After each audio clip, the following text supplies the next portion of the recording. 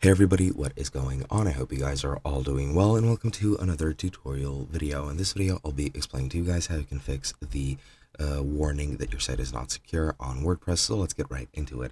Now, the main cause of this, or pretty much the only cause of this that I know of, is an SSL certificate. If you've had one already, then it has expired. If you didn't have one already, then you need to install it. And since I do not have a hosting service, I will need to use this here article to explain everything.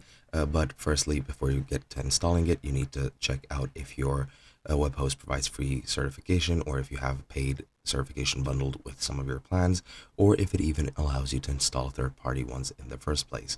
Then if you check and you can install it, then you need to take a full site backup, and once you do, you can proceed to the steps.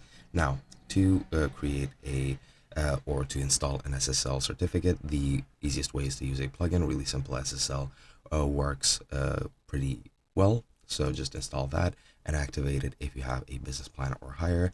And then you need to open up the plugin on the dashboard. Just go into settings and then click on SSL. Then from this here pop-up, just click and install SSL certificate.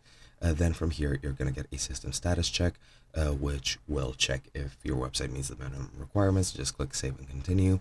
Then in the domain wizard, you will need to fill out this information here, such as the email address, agree to the terms and conditions, the domain, and the hosting provider. Most of this should be filled out based on the system check from the previous step, but it might not be, so just fill out manually everything that is missing.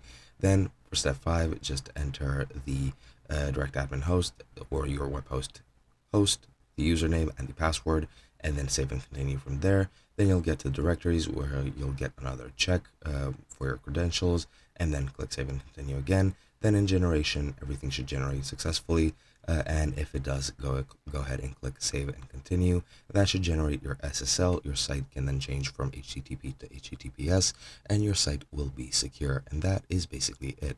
Hope you guys enjoyed, and I'll be seeing you guys in another video.